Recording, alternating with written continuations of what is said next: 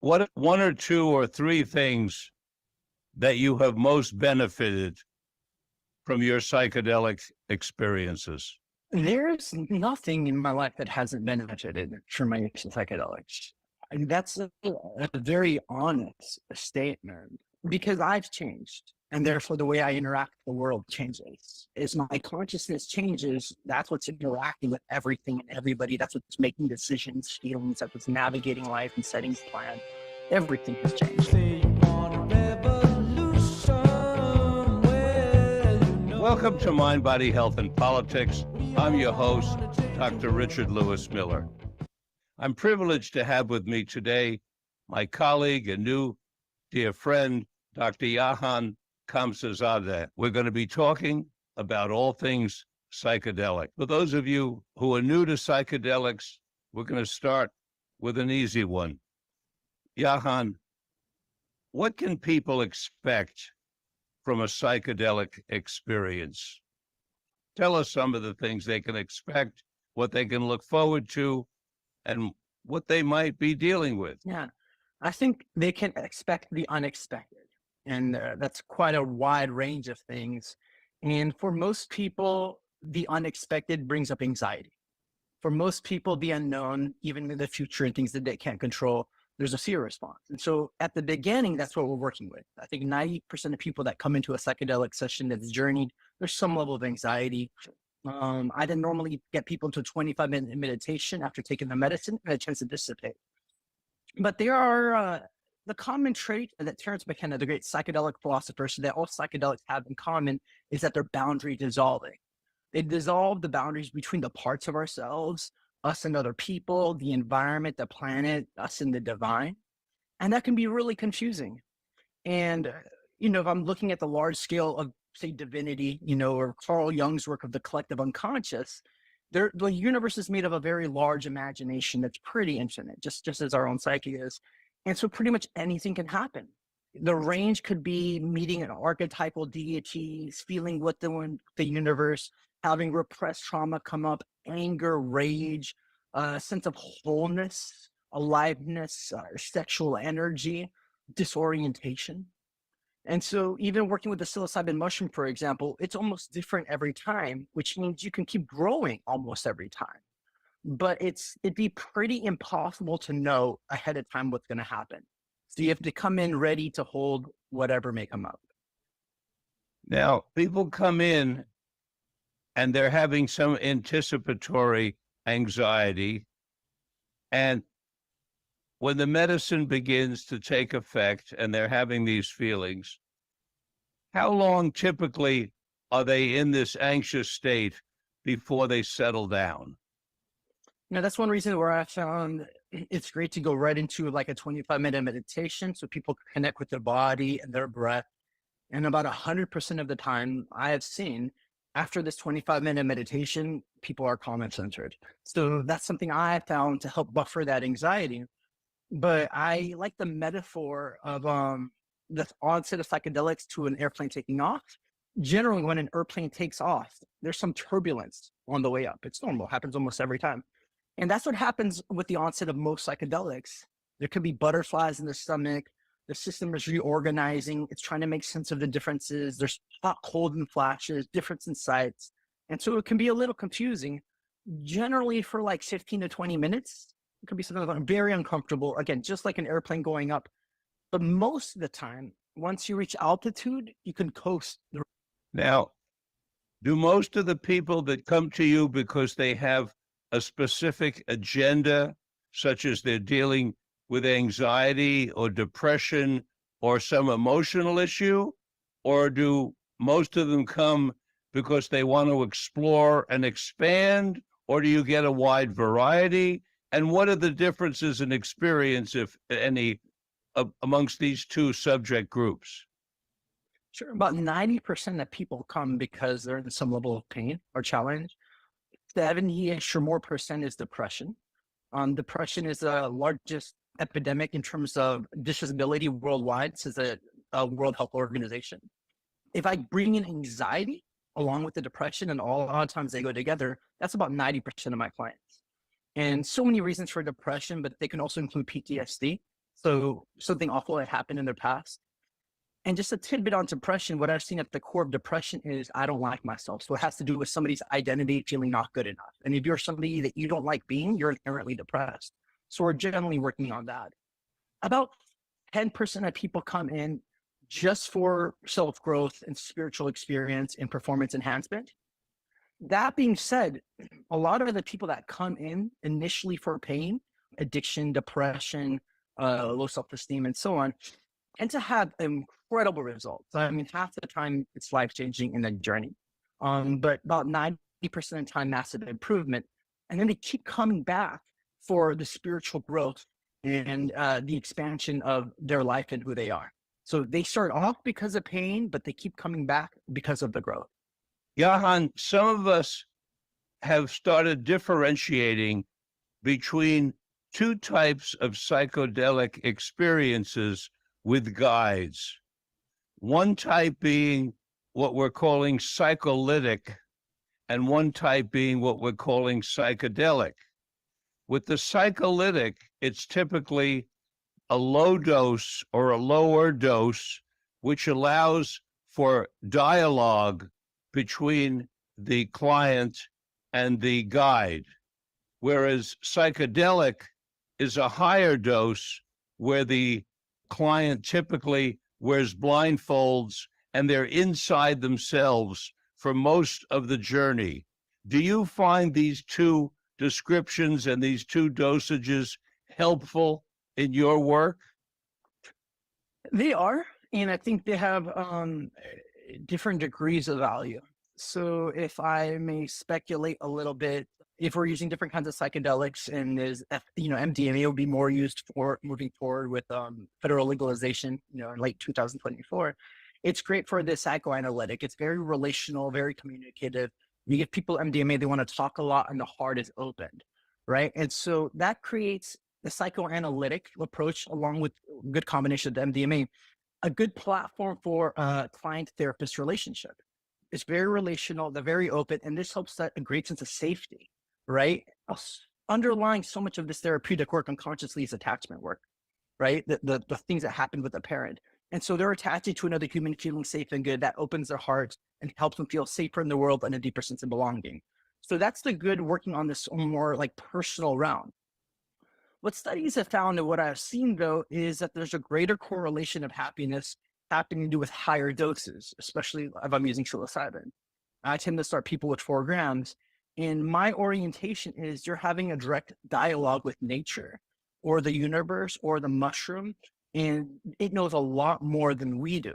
And so I tell my clients, so in the beginning, we might have an hour and a half, 2 hours where we're working with a lower dose and we're talking, we're doing a lot of therapy, getting to know each other, getting to set the stage. And about 2 hours in, I ask them to put the eye mask in. We've created a sense of safety. They feel good dropping in, increase the dose a little bit.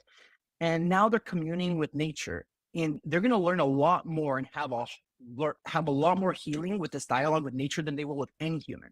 That's what I found in my own life. And so in that case, I don't want to get in the way of this dialogue with divinity. And so I'm there next to them, checking in every 15 minutes, taking notes. I'm there if any trauma erupts or they want to come out and process. And then I encourage them to go back in. They have a few-hour window to be in this very special experience. And then so much of the more psychoanalytic, therapeutic parts comes in at the end of that day and in follow-up sessions during integration. Now, let's talk about specific dosages. If we're talking about the conversational with the guide dose in the early stages, and we're talking about psilocybin, are you talking about roughly 3 or 4 grams? So I think a good psychoanalytic dose, if you're wanting to have more of a dialogue, up to 2, you want the person to be present in here. If I'm doing a deeper dive, I tend to start at 4 grams, so it's more of a visionary world that opens up in the Huberman podcasts, which a lot of people listen to, the neuroscientist at Stanford, recently had an episode on psilocybin, and he said they have found in the clinical studies that it's much more effective with the eye mask on. And so, but a lot of clients in the beginning aren't ready. They're too scared to go inside and they're developing a relationship with you. And so it's a very organic process that you can't rush. I can tell them over and over, hey, let's put the eye mask on. And it's about the attunement of like, Let's not push and meet them where they are. So some people, they might not put the eye mask on the entire first journey. You're still building a relational platform. For some people, they've never really gone to therapy and they're getting their story out for the first time. They just want to sit there and share their biography. And then that's what you're doing. But that does set the stage up for later journeys where they've processed their life, they're heard by somebody else, they feel seen and safe, and then they're later ready to surrender even deeper and go inside. Now, with psilocybin, might you add an additional dose after the hour and a half? Absolutely. I generally go through 2 rounds of doses. So it's not an abrupt entry to set the stage, and another to take them deeper and elongate the session. We try to keep sessions to about 6 hours. Psilocybin lasts 4 hours. So 1 dose in, and then about another 90 minutes to 2 hours, another dose. And if the first dose was 4 grams, an hour and a half into it, what would the second dose be? Probably another 2 grams if I'm just focusing on a deep dive. If I want something like an analytic session, I'll probably be 2 grams and then maybe another 3 to give them a total of 5. But if it's a client that I've already worked with and we're just going for a deep dive, I would do 4, then another 2. So it's like you deepen a little bit and go further. And then I tend to, if they repeat and come back, however much in the future, I tend to up it about 1 gram each time. My hope is to get them into about a 7 in intensity. I have a scale of 1 to 10. I want them to stretch and get a lot out of this day. It's okay for it to be a good workout, but I don't want them to overextend and get outside of the window of tolerance. So I don't want to shoot them to an 8 or 9 in intensity. I also don't want to underwhelm them. I want to get them a lot. Since it's a 1-to-1 session, not a group ceremony, I'm there with them and cold a lot. If it's a group ceremony, I try to get people to like a 5 because, we have to take care of the whole group container, and it's not a place where people's huge traumas can erupt in a group container. But in a 1-on-1, there's a lot of space for the person's experience, so it's okay to go to a little bit higher. Jahan, we're talking about psilocybin right now. We're pretty much focusing on it. Is it for everybody, or are there people who shouldn't be taking it? And if there are people who shouldn't be taking it, I want to talk to you about vetting. Just like everything in life, context is important. And so anything I could say taken out of context will not be good. And so I do think it's for everybody, but not at any given moment, right? If somebody's in a very destabilized place in their life, even a regular person might go through a very strong depressive suicidal episode or whatever it is, they might go through a divorce. The next day might not be the best day to take it. So we want the person to come in feeling somewhat grounded and somewhat resourced and have a good support system. I do think there are birthrights. A deep part of my dissertation work and in my book, The Psilocybin Connection that came out, makes a really strong argument that we evolved because of a relationship with psilocybin, mushrooms, and psychedelics. It's the best theory of human evolution I've ever come across in 20 years of academia. And so that case, who are we to say it's not? It's our connection to divinity, our sense of healing. As Stanislav Grof, the great psychedelic pioneer, says, psychedelics catalyze what he calls holotropic states of consciousness, states that organically self-organize into wholeness. So from this lens, it helps everybody become more whole. That being said, there's a couple particular populations I wouldn't work with right now, and that's because we don't have the infrastructure for them. And so it'd be hard to work with, for example, borderline and schizophrenia. That being because there are systems and character strategies and way that they evolve that can be very destabilizing. They can go through strong manic episodes. The schizophrenic doesn't necessarily know it's real. The borderline has a lot of attachment wounds, and as one of my mentors says, they're most likely to sue. I think his name is Leo Zeth in the book, The Secret Chief Revealed, one of the first psychedelic psychotherapists. He talks about how he had been burned by a few borderline clients. Right? So it's an attachment wound. They attach to you even as a therapist, and if they ever feel rejected, they want to turn around and hurt you. So you have a good book, I think, called I Hate You, Please Don't Leave Me. And so that's a lot for a therapist as a whole. You need a special skill set. So these 2 populations I talked about, schizophrenia and borderline, they deserve help. These medicines will probably help them, but you need like a facility. You need like a care team, like an infrastructure, a clinic they can stay at for maybe a week or 2. And people that can follow up. And our society doesn't have that infrastructure yet. The hope being, and I'm pretty sure it'll happen in the next few years as we move towards legalization, as psychedelic clinics probably integrate into every city because they're that effective, there will be specialists to work with this population.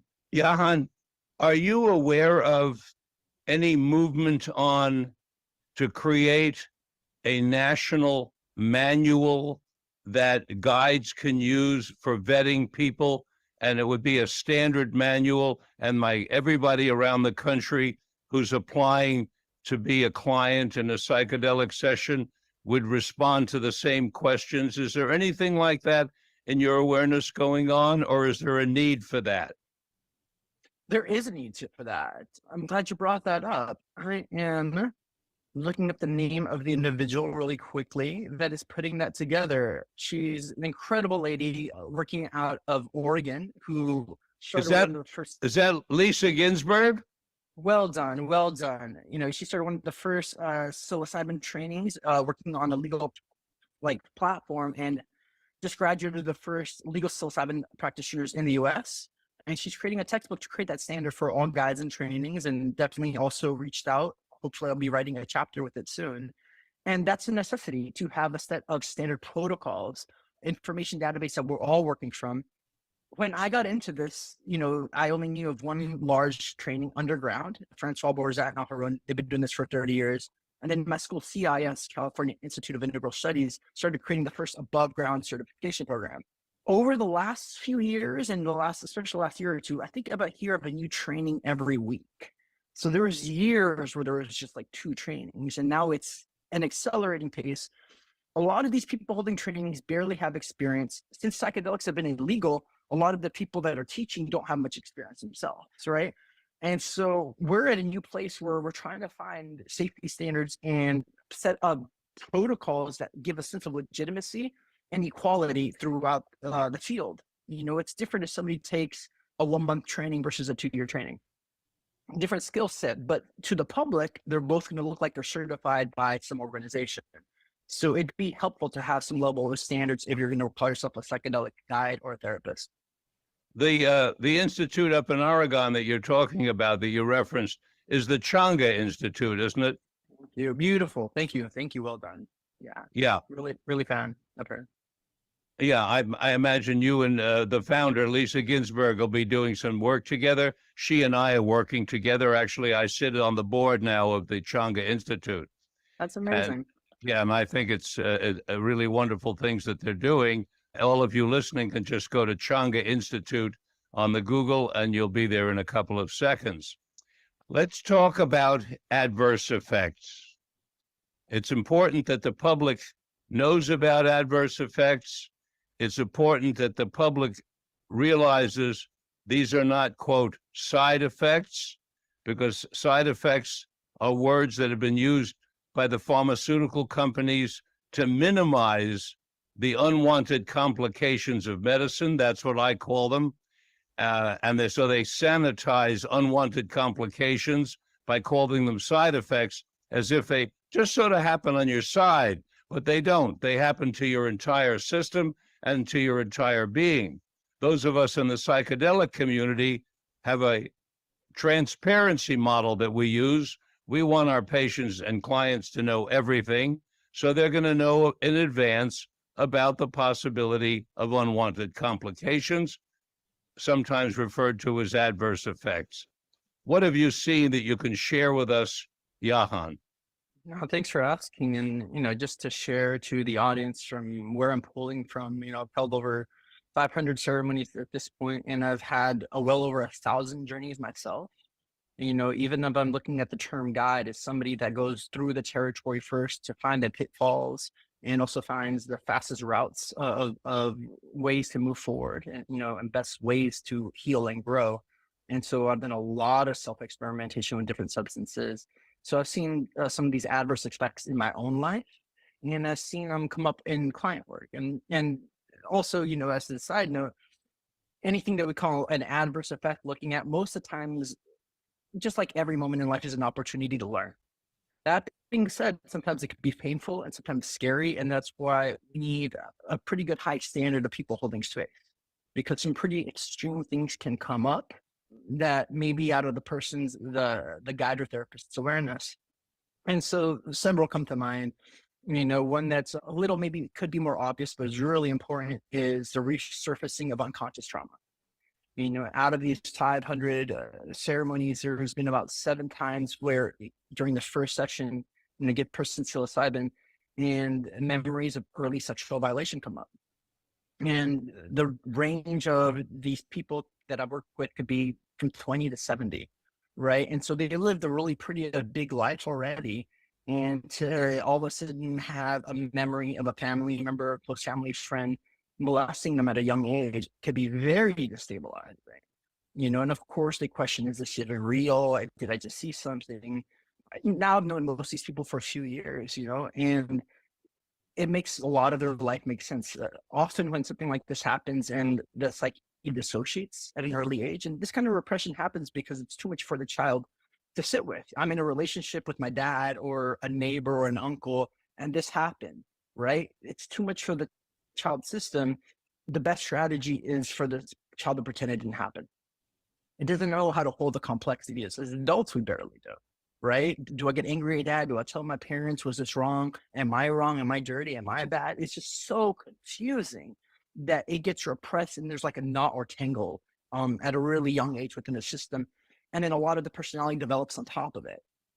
And so a lot of these people later fell into addictions, like heavy addictions, or they have a hard time with intimacy or trust, or their self-esteem was damaged. Sometimes they become overly sexual, move into sex work, for example. Sometimes they get sexually shut down, right? So there are things that greatly affect their lives unconsciously. And to suddenly have that something so big come up is hard for them to integrate. But what I've seen in each of these people, it's greatly healed their lives. And so a couple of these people came in primarily for addiction. They were drinking every day and couldn't stop for 5 years or more. They just couldn't stop drinking a lot of alcohol. And alcohol blacks you out, it numbs you out. Right? And so I give them the medicine, and they move in this kind of what felt like horrific emotional trauma, where they're almost in agony for 5 or 7 hours. Right? This like deep pain that was repressed comes up to the surface, and you can see in their eyes, I mean, they're aside from bawling, it's just like you could tell the emotional state they're in is like, that's like a level 9 or 10 of pain that was just being stored in their system. And these 2 individuals specifically that I'm thinking about completely let go of the addiction in a day. Right? And so even as Gabor Maté notes, who's in a lot of work on addiction, there's a 1-to-1 correlation between childhood trauma and addiction. Right. And so this underlying thing, and these people, both of these people that I'm thinking about this, that drank and stopped in a day, had done 20 years of therapy, but it was so embedded in the subconscious, unconscious, they didn't have access to this. And psilocybin works so much in the somatic and deep level, reorganizes you from the inside, that it gave the freedom for these experiences to come up. And it's a container that could be held. I'm here to work with them and how to continue to work with them. I've seen their lives dramatically change. Those are a couple good examples of people that I saw overnight have drastic changes that were very painful and hard to hold, but led to a completely different life path moving forward. Have you seen situations where the adverse effects of the surfacing of an old trauma lasts for months or even longer and takes them a very long time to work it through? Or in all of your cases, have people worked it through rather rapidly?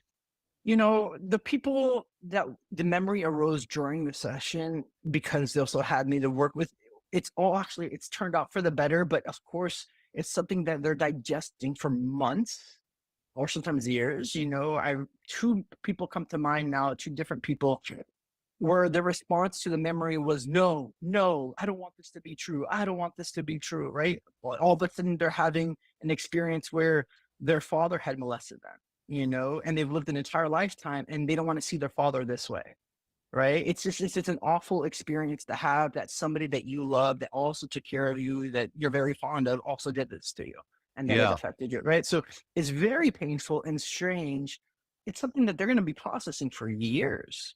It could be for years, yes. Yeah, no, for sure, for years. It's a very small percentage. You're talking about 7 cases in over 500 cases.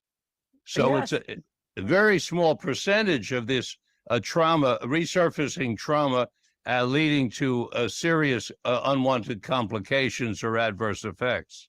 So yeah. So I'm talking, I mean, it's incredible to see, and they do stand out, even though it might be 1 or 2%. Yes, of course. I'm talking about the cases that were pretty extreme, actually, because Yes. their life had been very disjointed because of this trauma.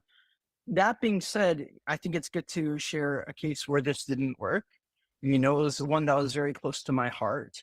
And in this situation, the woman's trauma surfaced before taking psychedelics. And that's why they came to me. She had lived a very amazing life all the way up to late 20s, early 30s.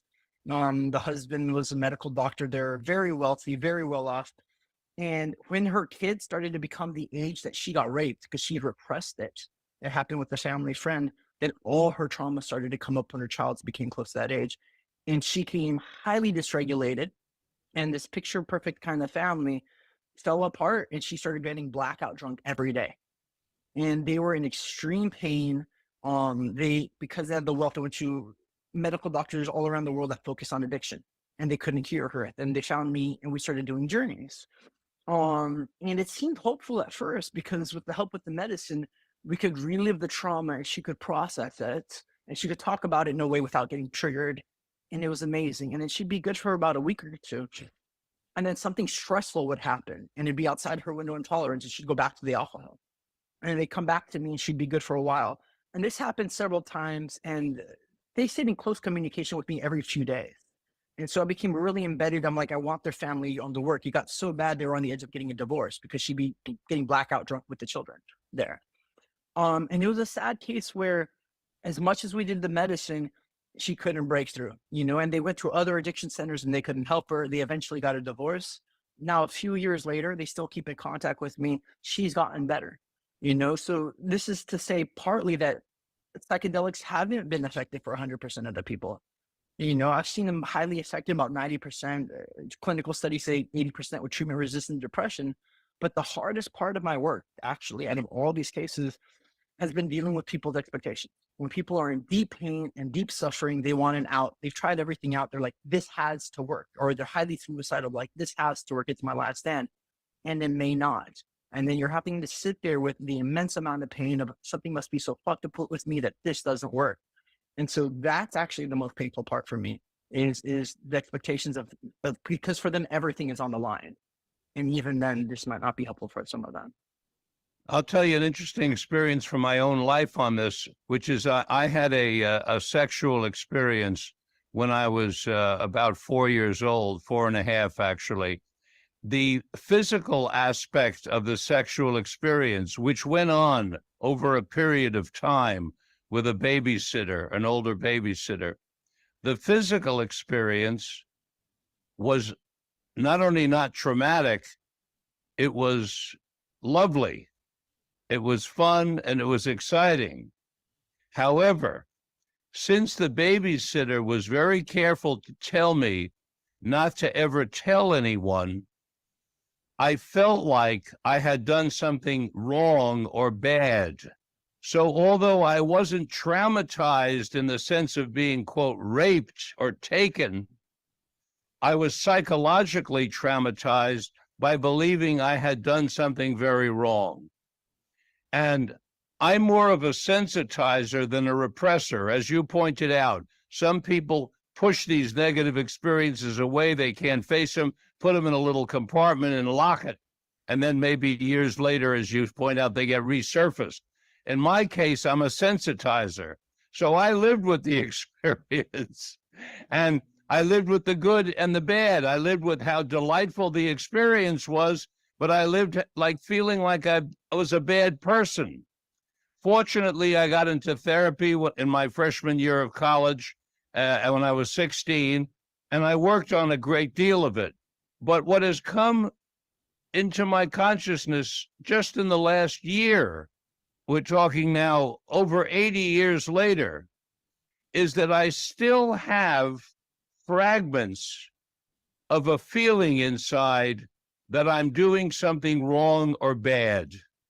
And I'm still working out those little fragments. It's fascinating.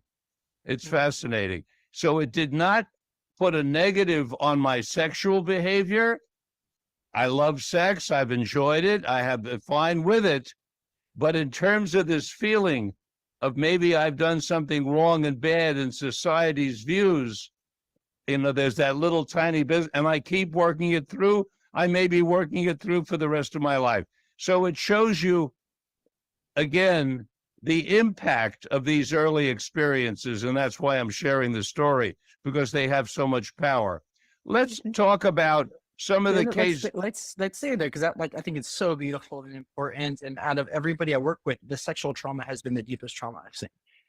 So I really appreciate your vulnerability. And this is because I see us generally first and foremost as sexual beings. We're created out of sexual energy. Sexuality runs through all of nature. It's a deep part of our soul and our wholeness, our vitality, our creativity, our sense of self-power. And so when that's twisted, especially at a young age, it distorts our sense of self and our confidence and our security in who and what we are.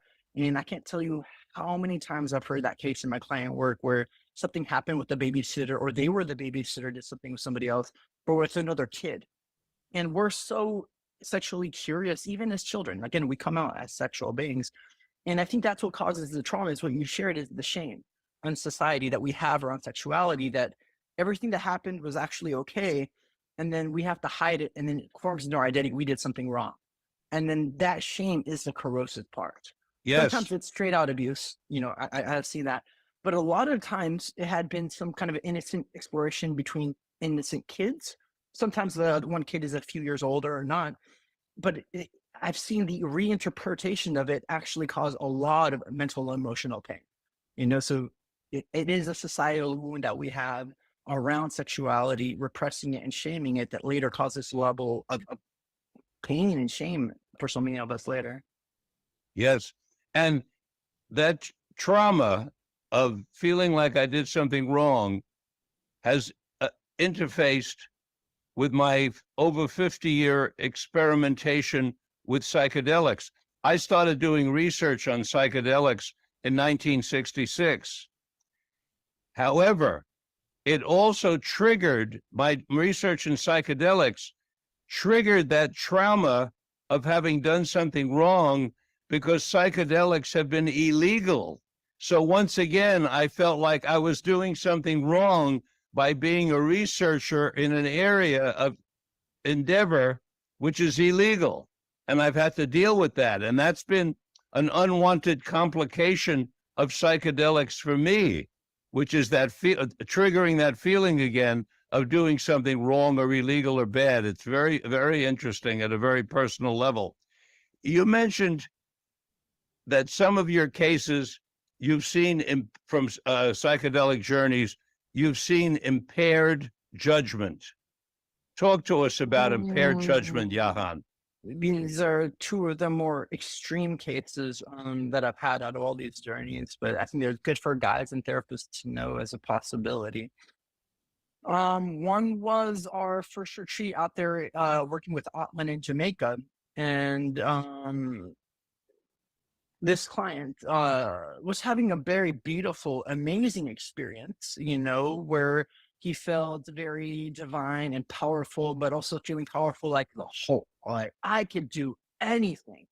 And so he is very excited, like, yes, yes, yes, yes. And then out of his excitement, he starts hitting his head against the wall, like, yeah, right. And again, like, I can accomplish anything, a deepest sense of self-empowerment. And, some of the time we're working out there on the beach on this little private resort. And he gets this experience where he was like, he sees a small island, maybe, I don't know, 2 miles away in the water. And he's like, I'm going to swim to that island. Right. So again, in his state of euphoria, megalomaniac-ish, but the sense of deep empowerment which could be very healing, right? For somebody that's felt repressed and not enough, to have 6 hours where I can do anything, later when that's integrated, it could be a very big deal for them in their career, their life, their confidence and security, right? But during this container where they're really feeling that in a high way and not having the full sense of discernment, because it seems so real, I had to physically hold him down for 2 hours, literally wrestle him down for 2 hours, while he's in a very excited, happy state. So it's not like he's fighting and wrestling. He's kind of trying to get away to jump into the water. Yes. But this is a very, a circumstance where something could go wrong very easily. Jumps in the water. I mean, how far could he possibly get? He's not going to swim 2 miles right there. It could get dangerous very fast for him, for us, for the whole project. I mean, it could get pretty bad. And so in this case, thank God I'm of a bigger stature than him. I've done some wrestling. I could hold him down. It'd be a situation where somebody with a different body type or not the inclination to physically restrain him because he wasn't open to any kind of reason would have been able to do it. In talking with him later, what his experience partly was he was trying to walk into a higher order of reality. And we were some aliens telling him he's not ready yet. And he was fighting us as aliens telling him he's not ready to walk in this higher order of reality. He's having this experience. I'm physically trying to keep his body alive, and he's not open to that interpretation while he's high. And so it was intense. It was intense, and it came out very well, and we've integrated, and it's been amazing. But it's something that in the flip of a switch could have gone very awry, possibly fatal. Another one was working with a client who... Well, 1 second. Please. Thank you. This case that you're talking about now certainly points to the importance, certainly in early stages of experimentation, of having a guide and not I wanted to talk to you about later on about DIY, do it yourself. But this gentleman obviously should not have been a DIY person, because if he was, he might have gone out into that water. And most likely, as a swimmer, I can tell you, he was not going to go for a swim for 2 miles. That would be very unusual. Very unusual. No, thank you. Absolutely. And it definitely, I'll return to DIY. And because I've experienced so much, I can no longer recommend it, especially with, even somewhat higher doses.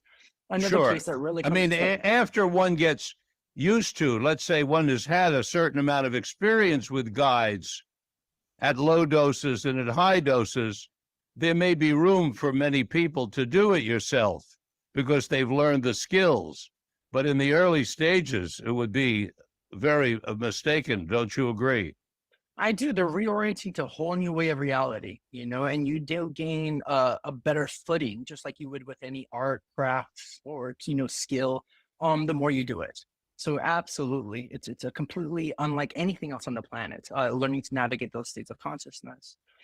And the other one that comes to mind in this case, this man was much larger than me, about 250 pounds, large level of muscle, heavy lifting, and had done years of different kinds of martial arts.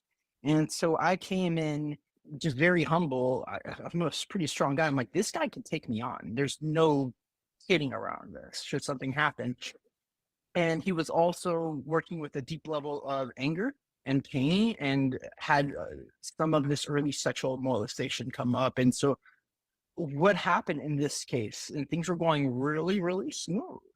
And it'd been a second journey. We'd worked with a lot of the early childhood repressed trauma, which had been hugely insightful. It made so much of things of his sense, his life make sense. During this other journey, he got into the state where you're merging kind of the personal and the divine, where his inner child that was, all this stuff happening was very present. So there's a child state of mind, say 3 to 5 years old, right? That's really present, this inner child, but it's merging with God and being a God mode and thinking it's God. So this conflation, people can't psychedelic states where they think they're God, which is a partial truth, I believe, to this reality that we are all God. But it's being merged with the mindset of a child thinking it's God, right? And it got very strange.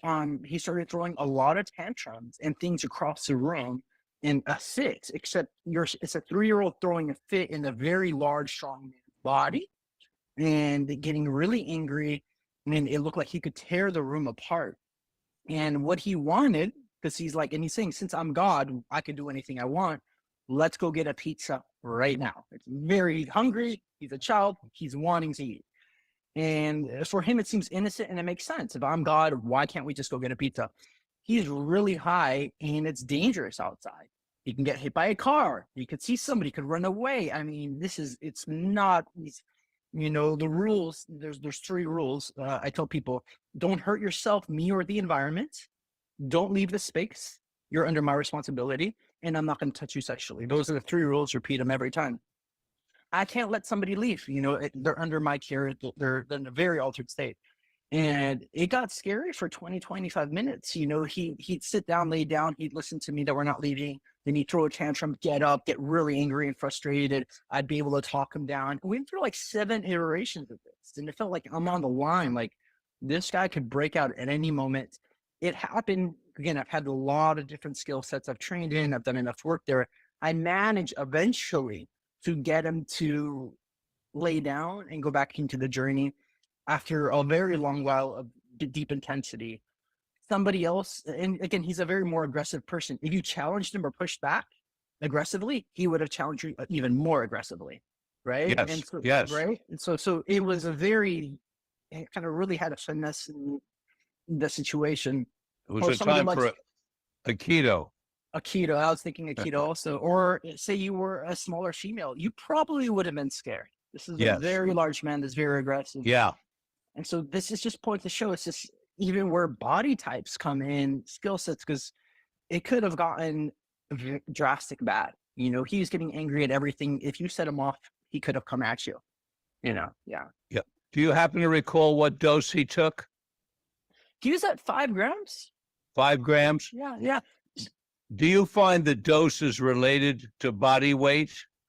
I do. I have found it's related to body weight. It is also related to genders. Women tend to be more sensitive.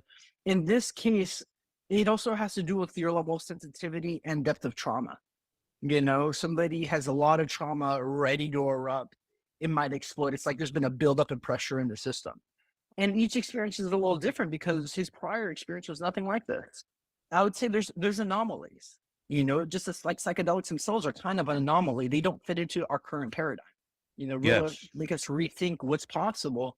And I've seen such a spectrum of unbelievable experiences arise.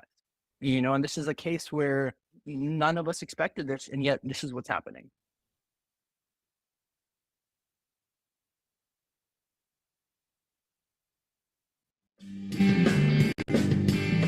Hey everybody, it's Tommy D, the nonprofit sector connector, coming at you from my attic. Each week here on TalkRadio.nyc, I host a program, Philanthropy in Focus. Nonprofits impact us each and every day, and it's my focus to help them amplify their message and tell their story. Listen each week at 10 a.m. Eastern Standard Time until 11 a.m. Eastern Standard Time, right here on TalkRadio.nyc. Were you an essential worker during the pandemic? If you needed to learn stages of epilepsy, did you depend on advocates? Did you use new innovations to cope with mental and neurological issues? Maintaining high quality of life and keeping good mental health are what we all strive for. I'm Frank R. Harrison, host of Frank About Health, and each week top healthcare influencers, professionals, and innovators answer these questions and more. Stay tuned on Thursdays at 5 p.m. on TalkRadio.nyc, and I will continue to be frank about health with all of you. If you don't have your health, what do you really have? It's time to feel good in your body and shift from struggle to ease. Hi, I'm Elizabeth Tripp, your host of Nourish the Soul, where we explore the sacred wisdom of your body while you sit back, relax, and go on a journey of self-discovery. Join me every Tuesday at 6 p.m. Eastern Standard Time to awaken your heart, transform your well-being, and unlock a deeper understanding of yourself. You're listening to Talk Radio NYC at www.talkradio.nyc. Now broadcasting 24 hours a day.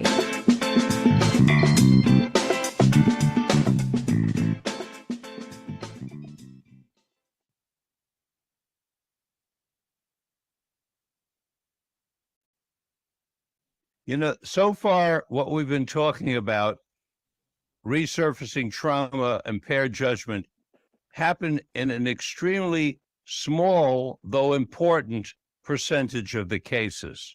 Totally. Now, nausea and vomiting happen in a higher percentage of the cases. Still not very high. I'm interested in your opinion on how high, but let's talk some about nausea and vomiting and how you deal with it. I'd say with psilocybin in particular, about 1 in 12 people throw up. So 8%. Yeah.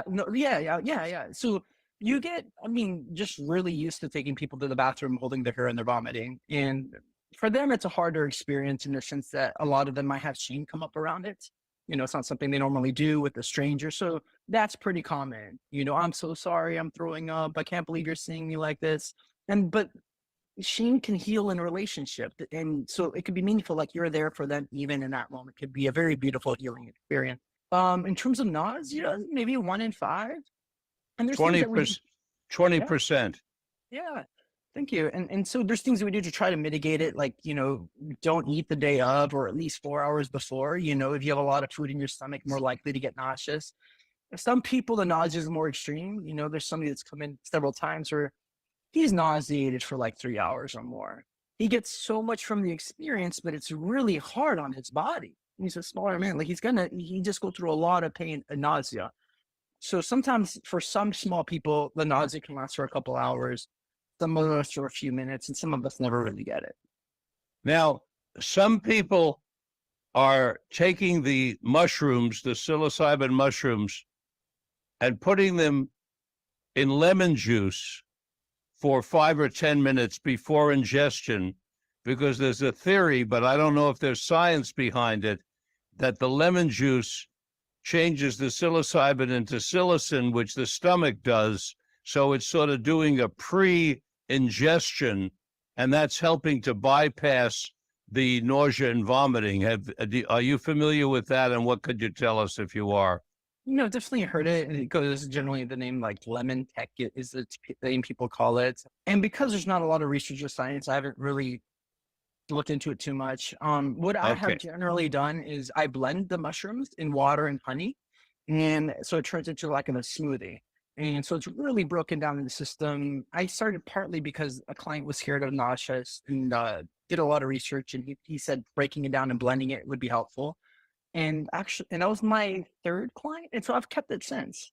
And this way it's a quick drink with a little bit of sweetness in it. And the nausea hasn't been that big of a deal, but it is there. So when people throw up, they feel better. In ayahuasca circles, everybody gets their own bucket. So a lot of times when people throw up in an indigenous context, it's purging. So a lot of times it's related to some emotional, Yes. caught in their system, some energy. So they tend to feel some emotion, the nausea, they vomit, and they feel release as if they let go of something. They've actually purged some kind of energy that's stuck in their system. Yeah, but ayahuasca is an emetic, which makes you throw up, whereas psilocybin isn't inherently an emetic itself. It has, for some people, an emetic quality, but that's how you deal with it. Let's talk about anxiety and panic.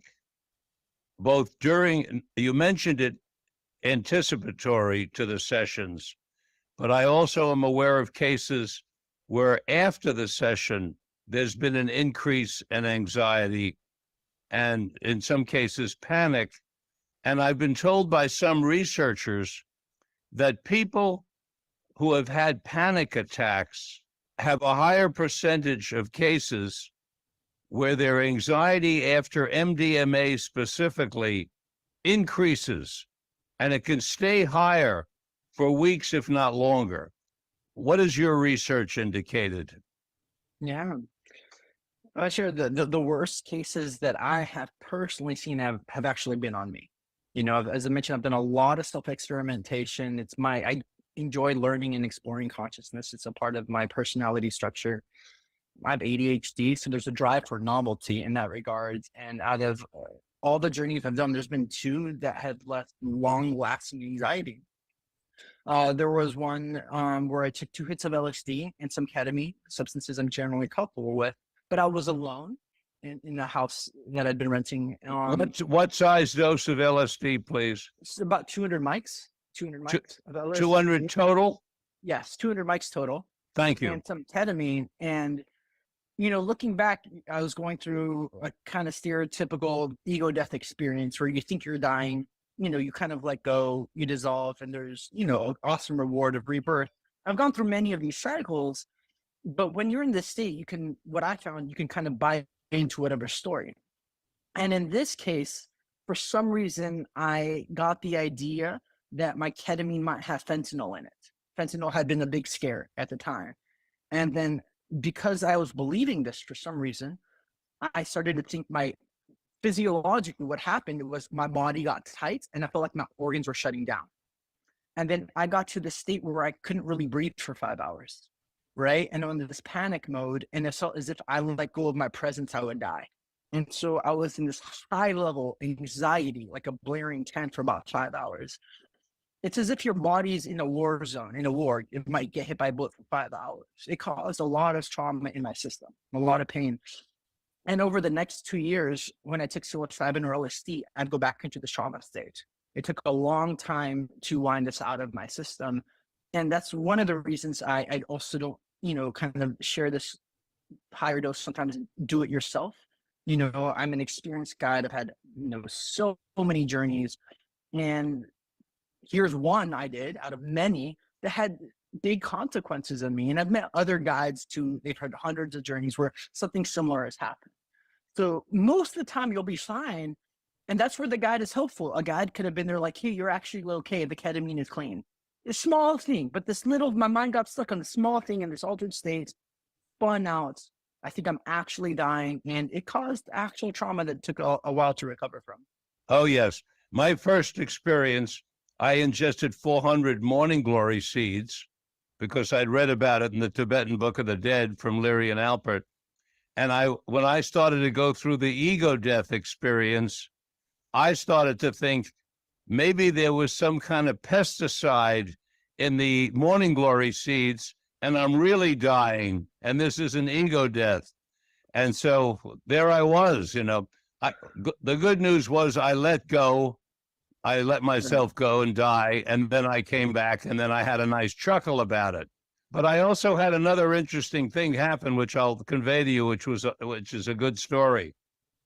I was on my back with my eyes closed, and I started to get scared.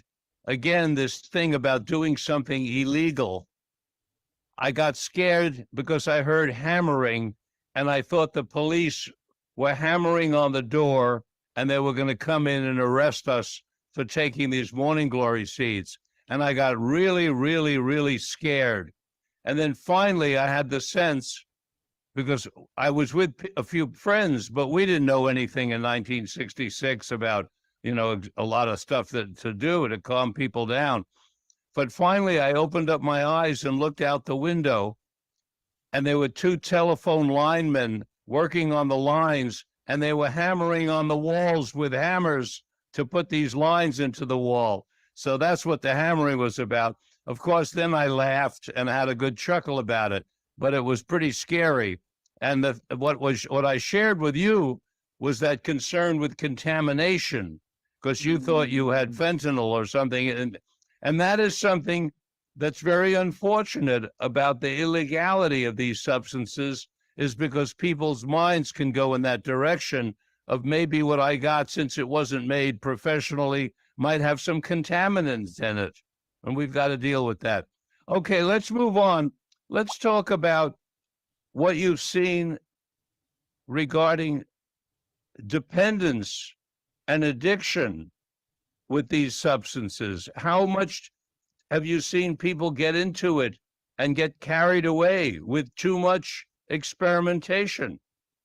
In this regard, again, I'm the best study I've seen on this. When it comes to psilocybin, for example, before I go into that, I've yet to see anybody.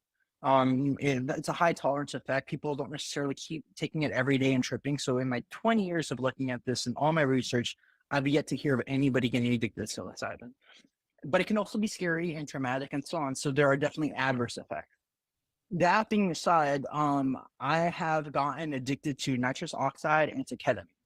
And they are both incredible psychedelic substances. I've experienced a deep healing from both of them. But when I got addicted for nitrous, for example, I didn't know that it also hit opiate receptors. And here I am, not interested in opiates at all, and I'm physiologically addicted. And it was going through like morphine withdrawals. And that happened several times. It's an incredible, I've had a deeper sense of wholeness in my being in terms of the positives, but huge shadows that have also come with it, and learning how to navigate this relationship. nitrous oxide, ketamine, which is becoming so much more popular, and it being a Schedule 4 substance has made it possible for it to come through many clinics in the psychotherapy, which is also now showing up in so many parties. I rarely go to a party and ketamine's out there. It's all over Burning Man. Beautiful substance, great with depression, amazingly healing. One way it has helped me is I felt a deep sense of unsafety my whole life because of childhood trauma. I'd walk around the world as if somebody was going to stab me. And it felt like that all the way into like my mid-30s. My body felt unsafe. I entered this ketamine state over and over where everything would be completely white and I move into fear. One day I entered in this white state and I'm like, there's nothing here. Why am I scared? I realized I'm bringing in the fear. And I said, oh my God, I'm safe. I'm really safe. And this background anxiety that I'd been looking at, been there every moment my whole life, dissipated. So it's helped me. Downside is I had fallen into addiction, and I've seen many people, including guys, fall into addiction with ketamine. Because it's short acting, it's easier to keep doing. It can be very spiritual and intuitive. The downside is it can affect sleep. It's hard to fall asleep about 3 hours after taking ketamine. And so it's something I think we're wrestling a lot with right now in the psychedelic communities, in the guide communities, as we're giving it to clients. Some of the people that I would never think would be addicted to got addicted to it. And so it's something that we're going to see more and more happening as we give it to the general population. It is controlled in the sense of when people are getting lozenges sent to them, there's a certain amount of lozenges and they're doing therapy online. But a lot of them may try to go find sources of ketamine and start using it recreationally. It's not as bad as Oxycontin, right? That, the pharmaceutical company had, given out, and I think 400,000 people have died from Oxycontin. It's not that extreme. I believe there has been some ketamine deaths. High level use of ketamine regularly can, I believe, cut the gallbladder and you can start peeing blood. You'd have high level use. But a lot of the damages from ketamine, what I've seen, are repairable. That being said, the biggest downside to addiction I've seen, and it's something that similar you shared with your sexual experiences, is shame. There's a lot of shame that comes with addiction. And for myself, the shame has been much more corrosive than any addiction itself. With addiction, you tend to hide it. You feel bad. There's something wrong with you. We don't have a good lens collectively in our society of addiction. And so you're judged for it. There's a lot of things that come up, and that sense of self-judgment and shame corrodes your self-esteem, and your sense of self. So that's been more detrimental. So going in, a lot of the general psychedelics, peyote, psilocybin, LSD, 5-MeO-DMT, aren't really that addictive. I've seen some people go through some cycles of 5-MeO, some cycles of LSD, but it's pretty rare. Generally people use them to get out of addiction.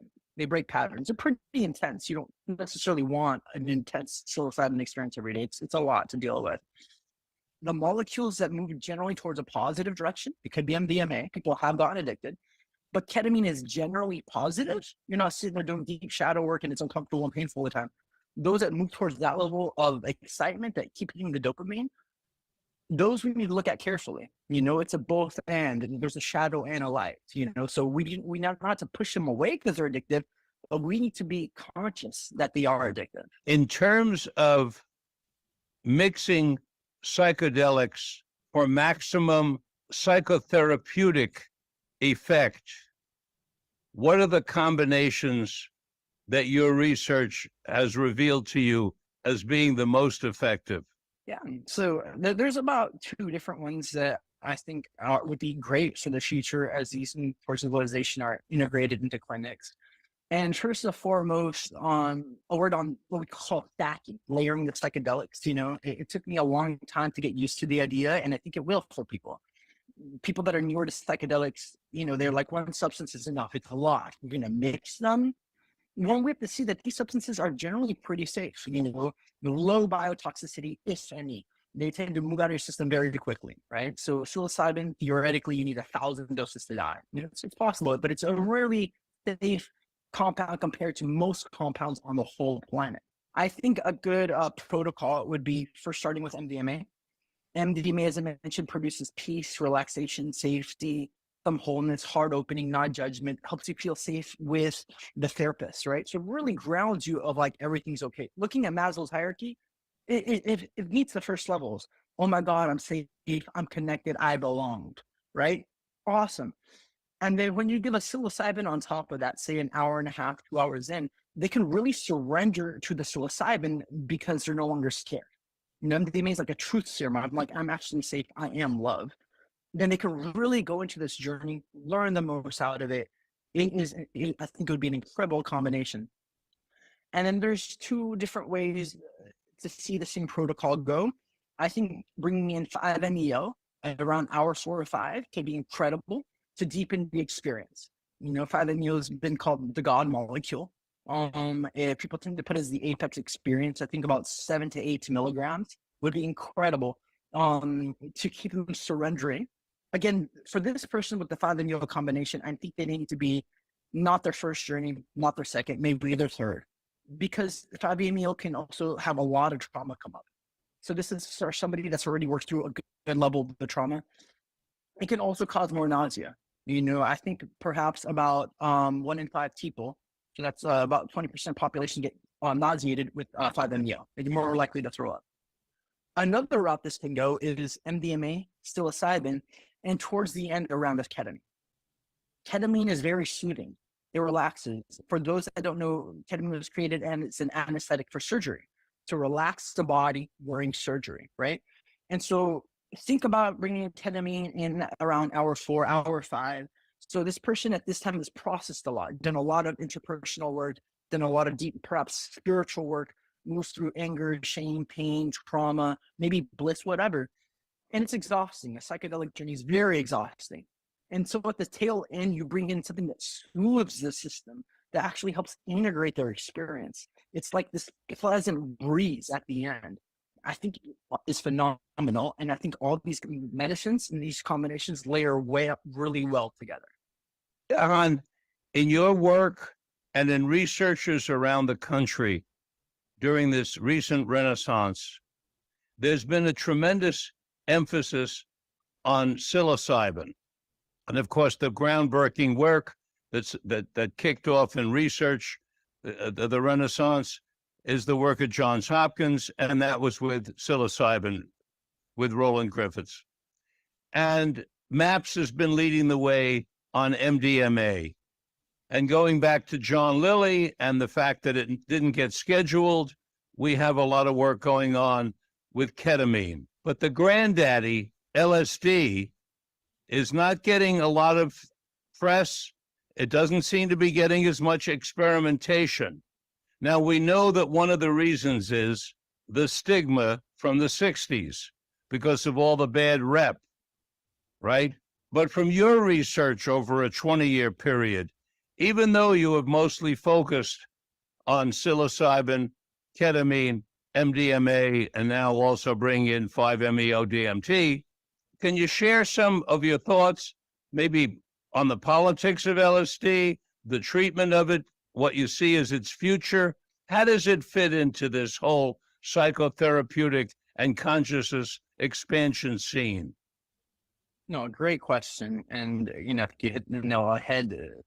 Stigma is the huge issue. You know, I've heard Rick Doblin, who leads MAPS, say, you know, at the beginning, when he wanted to make an effort towards legalization of psychedelics, he's like, we pretty much have a choice between psilocybin and MDMA.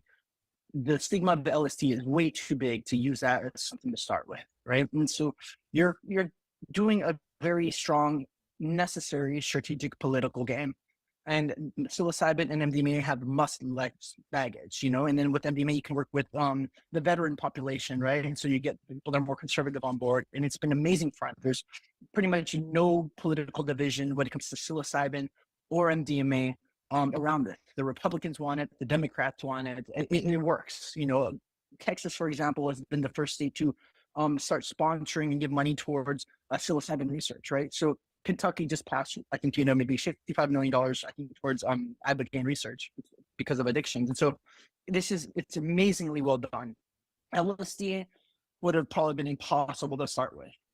My personal experience, LSD might be my favorite compound. You know, I had the deep, I've done many journeys where, you know, 500 mics, and I had this experience where all of a sudden this being came into my room, this incredible, again, it gave me a very, it's like sometimes you see the best CGI in the world around you transforms and it looks very real, majestic.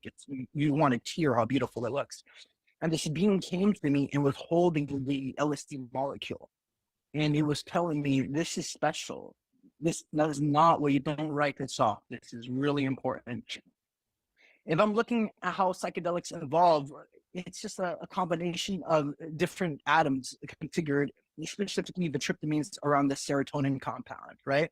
And so there's a few atoms difference between psilocybin and LSD. That combination makes LSD about 3 times longer, in terms of it's about 12 hours, and it's much stronger in terms of dosage. These combinations could have evolved in a different ecosystem on a different planet. So to say, hey, they're not natural, it just has to do with the ecosystem they evolved in. And with LSD, we know we derive it from ergot, which is a fungus, and when you zoom into ergot, it looks like a whole bunch of little mushrooms. The background, people may not know, good work by Brian Morescu in his bestseller now, Religion with No Name. Amazing scholarship showing that it was probably ergot, so LSD-like substance they used in the Eleusinian mysteries in Greece that went on for like 1,000 years. They drank this fruit called kykeon that probably had LSD in it. And this really influenced the birthing of Western civilization, right? So it's a very important compound. The work of Stanislaw Grof, the pioneer of LSD research really in many ways that really brought forward transpersonal psychology, worked with over 50,000 people, really goes to show the effectiveness of LSD. As Michael Pollan points out in his book, How to Change Your Mind, I believe there's 1,500 research papers, scientifically research, that wrote the efficacy, importance, and safety of LSD by 1965, 1,500. And all that was overlooked, just because the public did not have awareness around it. The government was against psychedelic use. The people that took LSD went against the Vietnam War. They all of a sudden people are fighting for sexual rights, for equality when it comes to racial and social status. But you also had the emergence because of LSD of all the arts, whether come rock, technological music. In the book What the Dormouse Had, great book that starts looking at the research between LSD research centers in Silicon Valley and the emergence of the computer revolution. So there's 3 LSD research sites in Silicon Valley during the 50s and 60s. And Doug Eaglebart, who pretty much created the computer mouse, the network computer system, the graphic interface, the foundation for the modern computer, was using LSD in these research centers, right? So as we know now, somebody like Tim Ferriss would say every billionaire CEO I know in Silicon Valley uses psychedelics.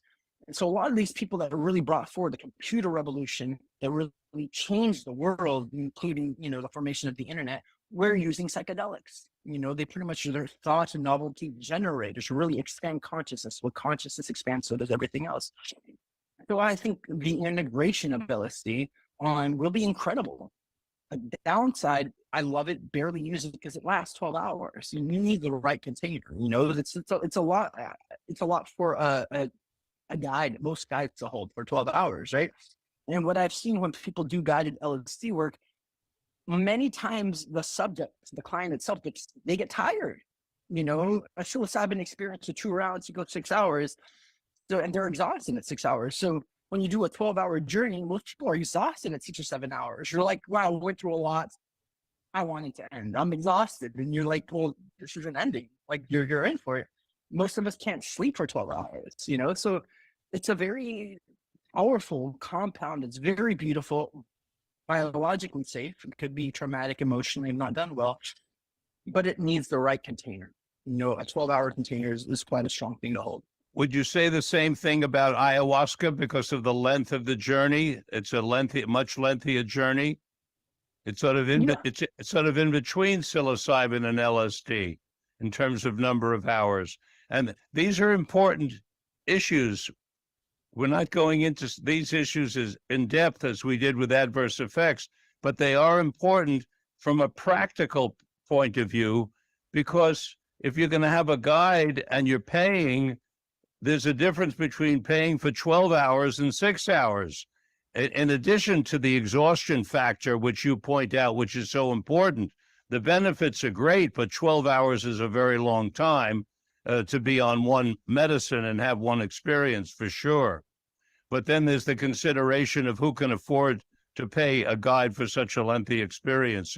So I think some of our research friends, such as Nick Cozy and Paul Daly at ASRI, the Alexander Children Research Institute, are working on novel compounds to see if they can come up with an LSD, perhaps that lasts 5 or 6 hours, and make those of us who are practitioners have a workspace that's more realistic. Yeah. Hope it happens. So from your own personal experience now, not other people's, but yours, what are 1 or 2 or 3 things that you have most benefited from your psychedelic experiences? There's nothing in my life that hasn't benefited from my psychedelics. And that's a very honest statement. Your entire life, everything has benefited. Oh, completely, 100%. Yeah. Because I've changed, and therefore the way I interact with the world changes, right? As my consciousness changes, that's what's interacting with everything and everybody. That's what's making decisions, feelings, that's what's navigating life and setting plans. Everything has changed. What I see at the core of the transformation process, I have to really kind of boil it down with clients for myself, is a shift in identity. You see this in large level developmental models of personality, whether it's Ken Wilber's work, Maslow's work, Robert Keegan's work, that study the way the personality matures and develops, we can keep growing, is the way I see myself, and also the paradigm, the way I see the world, and they're intertwined, the way I see myself in the world. In psychedelics, for example, you can have this experience of animism, that the whole world is alive and interconnected and spiritually unified. And that's very deeply healing and changes everything. And the way you see yourself change. I mean, the deepest identity shift I have to change that I try to help people get to is I am love, right? I think it's our deepest truth. Even when you say we are God, God's love with a voice, right? So when you say I am love, it heals all these fractured parts of us of I'm not enough, I have shame. The way you integrate all these dissociated parts is by bringing love to them, and they integrate it. At the depth, I feel we are love and light and an eternal soul. And so we're trying to ground this person to this deeper identity that's even more foundational than their biography, than their name. And so as that shifts inside of me, your confidence shifts, your safety shifts. Before my psychedelic experience as 18, I was suicidal, depressed, and an atheist, and that leads you to feel shame and disconnected. What kind of potential do you have? Your self-esteem is low, you're feeling alone and not supported.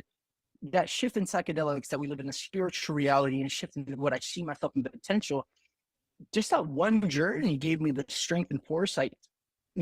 Just a couple months after that at 18, was like, I'm going to go get my doctors. I was 18 and I'm like, that's what I'm going to do. And I went and got my doctor's in consciousness, right? And so it shifted the complete course of my life, what I did for the next 20 years. It's changed my profession. It's changed if love is real and important, and also knowing what is. Mushrooms told me at 18, love is the most important thing in the universe. Miles after that is learning, and everything else is so insignificant compared to these values. You don't have to worry about the complexity of anything else. So I've aligned my life with that. I went to school, learned, right? But when love is important, that means other people are important. Relationships are important. I don't get caught up in all the other stuff. So relationships became my highest value. People became my highest value, right? And so I'm very clear of my value system and the way I live my life and how I connect with others. Integrity and ethics are really important, So it's pretty much affected all my relationships. Health comes up a lot. My health, creating a good life, a meaningful life, even Maslow, this levels development, people tend to see self-actualization at the top. But the last 10 years of his life, he worked on another stage called transcendence. And the essence of transcendence was being of service and of purpose. If you really are one with everything, and that is our ultimate truth when it comes to an identity, and that's what love is, it's the expression of unity, then what comes the most value of meaning is of being of service. You are everything else in a sense, right? That's where the most meaning comes before you die, is how did you affect the world, leave more love, alleviate pain, have lasting impact, right? And so it's shifted that. So, there isn't an inch of my life that hasn't changed because of psychedelics. Last question for our interview, Jahan. What do you love most and what do you dislike most about being a guide? I'll start with what I love most, and we'll see what happens with what I dislike. The most personal, meaningful experience I had been healing that I had been experiencing the existence of God. For some reason, it was really important to me. I was an atheist before that. And so knowing that there's this unity of divine intelligence that is the cosmos, that's intimately connected. The experience was that there is a seer behind our eyes and listener behind our ears who is everywhere. It's inside of every being. It's like in the Hindu tradition of Brahman, there's one being having a dream, and each one of them were Atma, right? And this is a being you can have a relationship with. It's creating every moment of reality. It's in you, it's in me, it's listening, right? And that was the most healing thing that's ever happened. It's changed the way I orient towards reality. It's given me trust in life and evolution in the cosmos, right? And so because that was so big for me, I wanted, out of personal reasons, to be there and create a space for people to have that same breakthrough and see that moment. And so when you see these experiences of people having mystical experiences where they're depressed for 10 or 20 years, because their sense of identity is so shot down because of parent society life where they feel the worthless, like nothing, they want to die. And sometimes within hours, the personality cracks and they see that they are lights. And sometimes the voice arouses that they are God and they're connected with everything. And it's a given inside of this truth. It's just your whole being knows it. It's incredible to see. It's like seeing a caterpillar all of a sudden go into cocoon, and then all of a sudden you start to crack through and emerge as a butterfly, and it's happening right in front of you, right? Imagine seeing a butterfly come out of the cocoon and it looks glorious. It's a whole new life being born. And to be seeing that over and over in front of your eyes, it's like seeing some of the best art in like grace take place. That has been incredibly fulfilling to see these moments of deep healing and then following up seeing the change in these people's trajectories. The hardest part I had mentioned is dealing with disappointment. It doesn't happen often. It's on the low scale, but it's very painful and hard where somebody comes in and they're like, this is my last straw. This has to work. And then there's some people you can give them almost any amount of psychedelics and they don't respond. I've given up to 20 grams to people and they don't respond. Whether their receptor sites aren't active, their egos are so dense with OCD, they're blocking it. They've been on SSRIs too long. For some reason, some people don't respond to psychedelic. And to sit there for 6 hours and then being upset why it's not working for them is hard. I'd rather help them through their trauma than, like, regardless of what it is, of them being upset and disappointed and go through the shame and despair. And you're sitting there having to hold that of something's not working. So what keeps me going is that the statistics are that this will work. But there's a portion of people that it's not going to work for, and that's a very painful experience to be sitting through for everybody.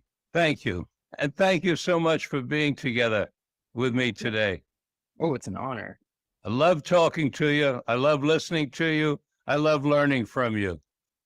It's mutual. Great work. Michael. To be continued. We'll do another one sometime in the near future.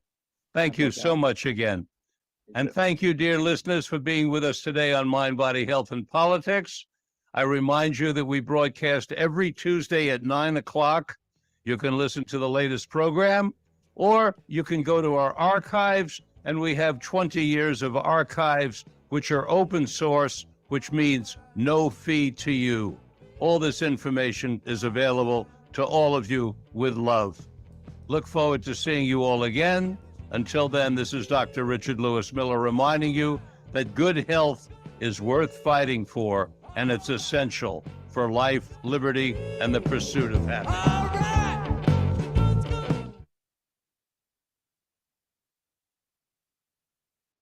You're listening to Talk Radio